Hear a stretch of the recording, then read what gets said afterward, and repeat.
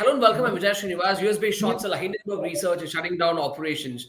Joining me to discuss is senior journalist and author Paranjoy Guha Thakurta. So thank you very much for your time. Thank you, Vijay. Thank you to So all let me the viewers of Federal who are watching this program. That's right. Thank you so much. So, John, let me begin with what the Hindenburg Research had to say today. They're shutting down operations. As the founder had said, the timing of the statement I think is really important, right? Few days, a few days from now, you'll have a new president coming in, President Donald J. Trump. Are we supposed to connect dots with this? And how do you personally read this statement coming in? You're welcome to read what you wish to. You're welcome to speculate. The Bharatiya Janata Party is very, very happy, it seems. It's as if Hindenburg Research was set up to go after Mr. Gautam Adani's corporate conglomerate, forgetting that dozens of companies across the world, in the US, in Africa, in Latin America, in Central America, have all been investigated by Hindenburg Research. I That's would right. just read into what Nathan Anderson has said, the young man that he is, compared to me at least. And he's very, very clear that the pipeline, the pipeline of ideas that he had, this small team, 11 people. I mean, their exposures of companies have led to over 100 individuals either being charged or being indicted by law enforcing agencies within the United States and outside it, including the Securities and Exchange Commission, the Department of Justice. So, I mean, they believe, I mean, that if you take at face value what Mr. Nathan Anderson is saying, their work is over. And it's not just the Adani Group. I mean, I have a long list of almost about a dozen companies and conglomerates: Super Microcomputers, Freedom Holdings, Nikola, manufacturer of heavy duty batteries for electric vehicles. It's the company's head had to quit. Clover Health, accused of, you know, fudging its records. Block Incorporated, important Block Incorporated. This was a company that was controlled by Jack Dorsey, the former CEO and co founder Twitter. of Twitter, that is now taken over by Mr. Elon Musk. Several Chinese companies, Candy is one of them, the online betting companies like DraftKings, technology companies, thermal power companies, electrical vehicle companies, all kinds of companies have been, I mean, they've been investigated by Hindenburg Research. So to argue that Hindenburg Research somehow was targeting uh, Mr. Gautam Adani's conglomerate, I'll come to that a little later. I'll elaborate that in greater detail.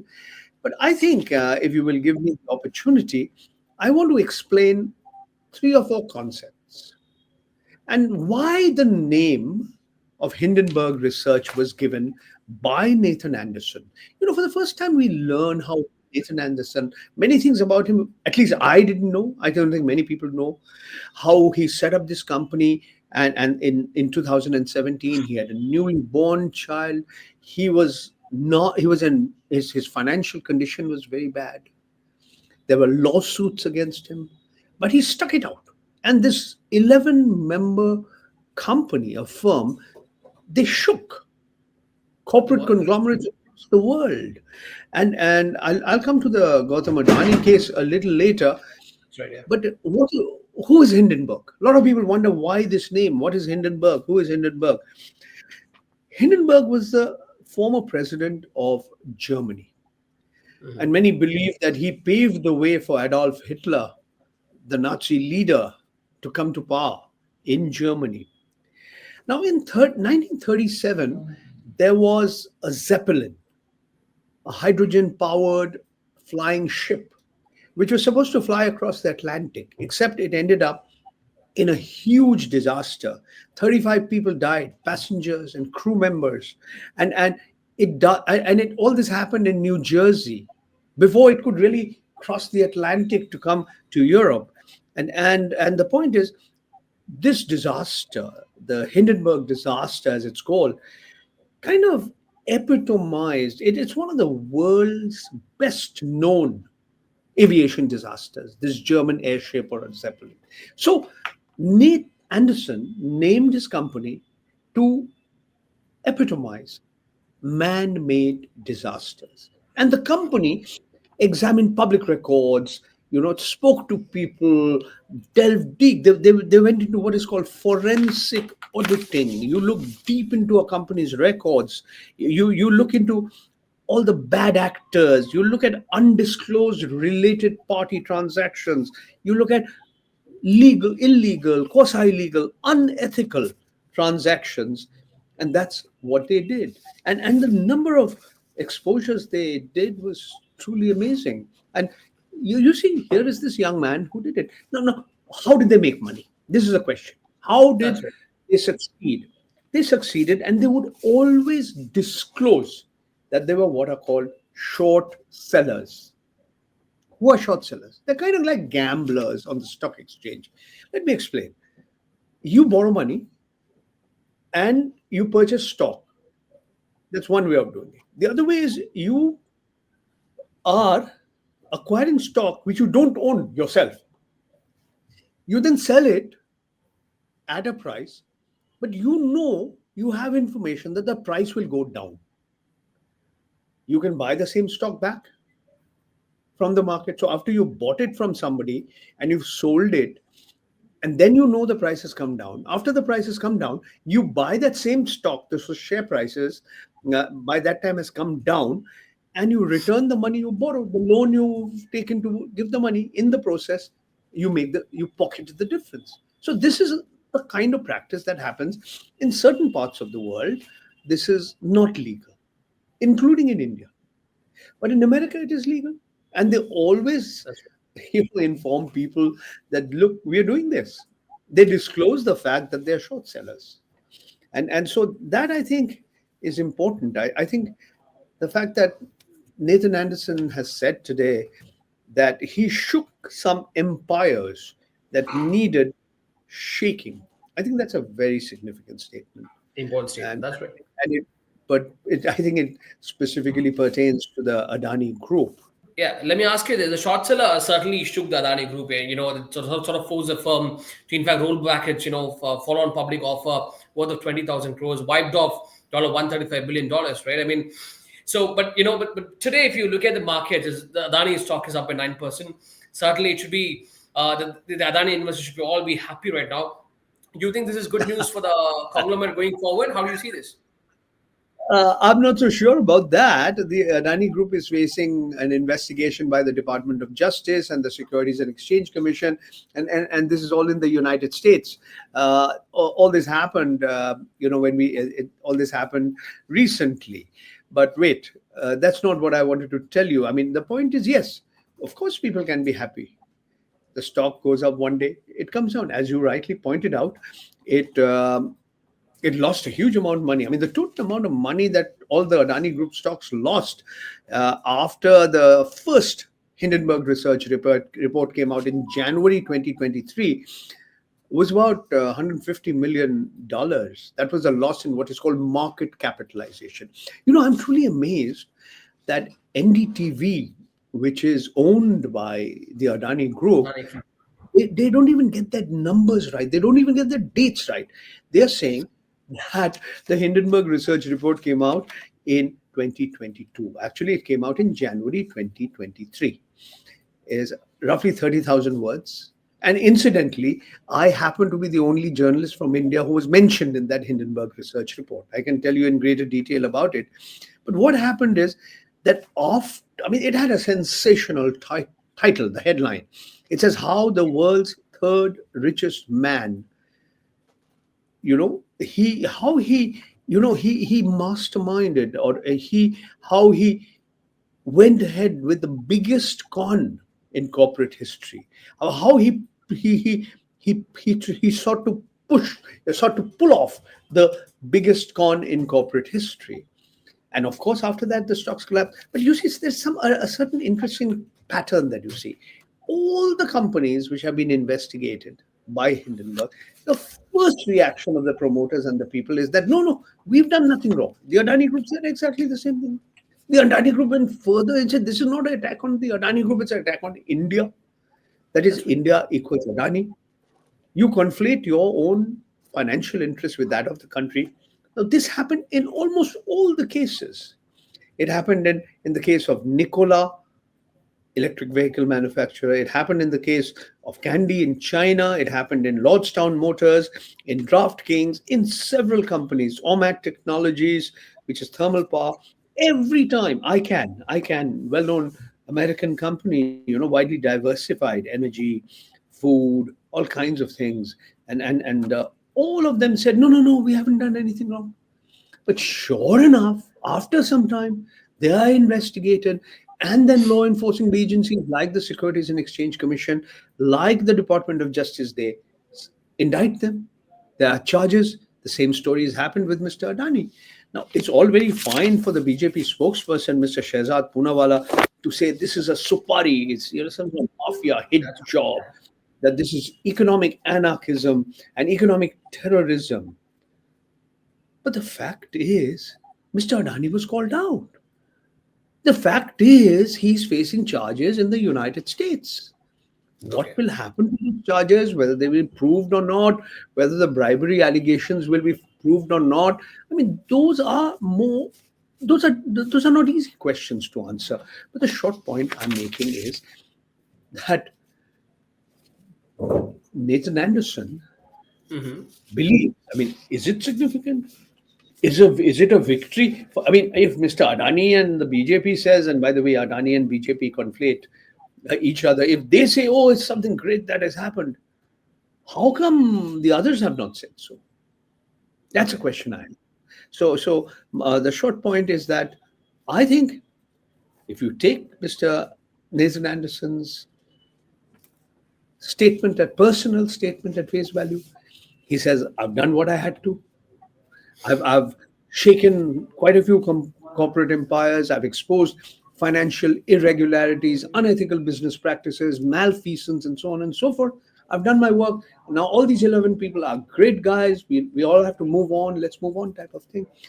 One point I wanted to mention, Mr. Gautam Adani had said that he's going to sue Hindenburg Research and this Nathan Anderson in New York.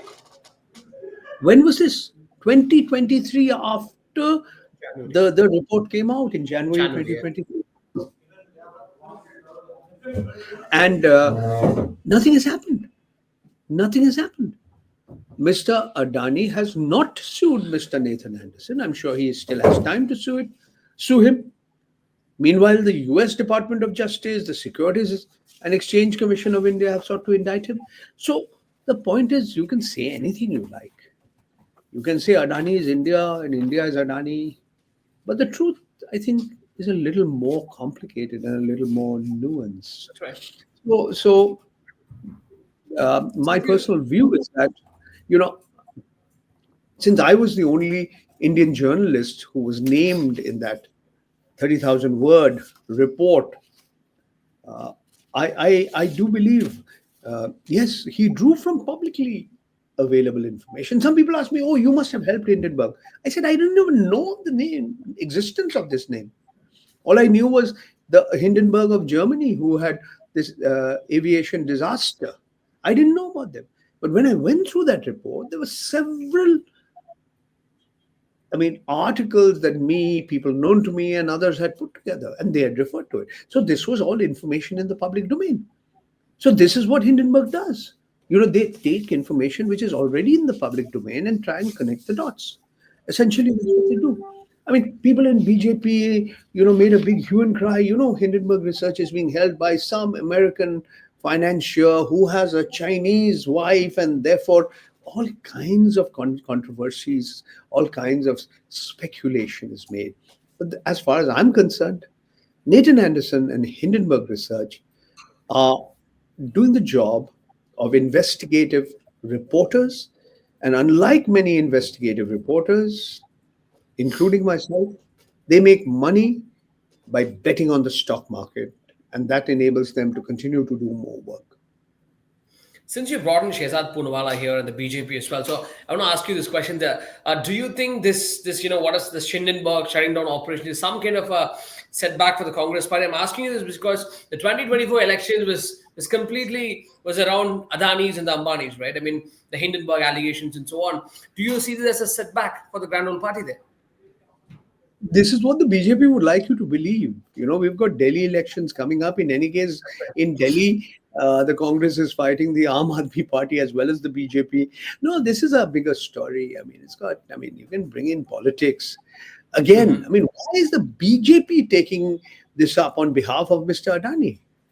And why is when Adani Group spokespersons defend their own, case, they have the national flag, the tricolor behind them. That's right.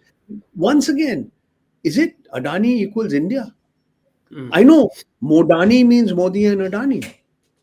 So, what I'm arguing is that what has happened in the sense what the disclosures that have been made by the Hindenburg Research report is in the public domain. They work quietly, they work secretly, but once everything is known, the whole world and his mother and his brother and his father can read. So I think Mr. Poonawalla, he's trying to be a good spokesperson of the Bharatiya Janata Party, and he can say what he likes. But if somebody should question him, why hasn't Mr. Adani sued Mr. Hindenburg Research in New York? He said he would do it in 2003. Why hasn't he done it now? It's been like close to 2 years. Okay, so remember these allegations also triggered a probe here in India as well. While critics say SEBI hasn't done enough, That's as far right. as Adani Group is concerned, the market regulator said recently the investigation Adani Hindenburg case is now over. Almost 24 investigations, I believe. We're waiting for the final report there. How do you see this case evolving in the backdrop of Hindenburg shutting down operations? I think the Securities and Exchange Board of India, headed by Mrs. Madhavi Puri Buch, there's such a lot of muck about her that's come out. Yes, it has been brought out by the Congress Party. They've had a series of press conferences. They pointed out what appears to be conflicts of interest, clear conflicts of interest. She's the regulator. She's the head of the regulatory authority. If she and her husband have financial interests that seem to be in conflict, then she has not been, in my opinion, truly independent, truly autonomous.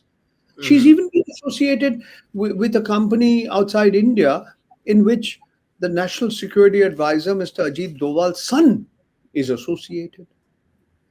There are, she and her husband are obviously very wealthy individuals. They've loaned out leased out or rented out their fancy properties in Mumbai to individuals and companies and corporate entities that are also supposed to be at different points of time being regulated by the Securities and Exchange Board of India. I do sincerely believe that Mrs. Madhavi Puri, but she hasn't resigned. Her term will get over soon, in a short while from now, a couple of months down the line. But I think by refusing to acknowledge both the government and Mrs. Buch have, in my opinion, lowered the credibility of the Securities and Exchange Board of India. When right to information queries have been made, they refuse to. The government has just refused to answer whether when she made the disclosures about the investments that she's made, did she make those disclosures? So all of this is in the public domain. All I can say is that as the first woman, as the first non-government head of India's market regulator, the regulator of the country's stock markets and financial markets, history will judge Mrs. Madhavi Puri Buch as somebody who certainly could have done her job much, much better. And especially when it comes to the investigations that have been pending for a long time, from the time she was a whole-time member of SEBI against the Adani Group. One last question there. So the ramifications of the Hindenburg Research report have been quite far-reaching, as you rightly say. It just doesn't involve Adani conglomerate, but also other big companies as well. So, I mean, this is just a question. Do you not think that shutting down operations after igniting all these kind of investigation would certainly cast aspersions on the Hindenburg Research? Casting doubts on what their findings and sort of the political motives and all that. So, how do you see this? I, I don't really see any political motives at all. Hmm. I mean, Donald Trump is going to become the president of the United States on the 20th of January. But the Department of Justice and the Securities and Exchange Board of India, the judge and the jury in New York, in Brooklyn, they're going to continue their investigations. Remember, even as it was known that Mr. Trump would become the next president of the US, the judiciary in the United States has not buckled. Whether it's his investigation about hush money paid to an adult film star and his personal financial records. The judiciary is in the US is different from the judiciary in India. I mean, I don't want to make this kind of comparison. I don't know enough about it. But what is very, very clear to me is that the story of what Mr. Adani is going to do in the United States remains to be seen. Whether the former chief minister of Andhra Pradesh, who has been accused of taking huge amounts of money as bribes, about 1,800 odd crores, why as Jagan Mohan Reddy? What will he do? Equally interesting is the silence of the present chief minister of Andhra Pradesh, Mr. Chandrababu Naidu, who was going hammer and tongs at Jagan Reddy when he was in the opposition.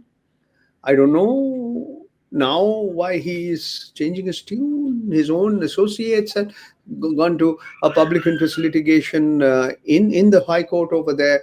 So yeah, the story is going to go on. These stories don't get over so easily. It's going to go on for a long, long time.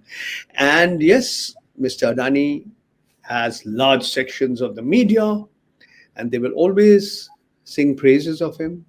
Yes, he also controls coal mines, mining of coal, imports of coal, okay, generation of electricity, solar energy, airports, ports. Once upon a time, it used to be gems and jewelry, oil, edible oils, city gas, defense equipment, cement, real estate. I could go on and on. The biggest real estate project of its kind in Dharavi in Mumbai. Mr. Adani is huge. Nobody knew him a few decades ago. He was just one more diamond trader in Mumbai's Jhaveri Bazaar. From there to become the world's second richest man, third richest man, and then being called out is is a story. It's a thick, big story. It's a big book. Wait for the book that me and my colleagues are going to bring out soon. Okay. Thank you very much, sir. Look forward reading your book. Thank you so much.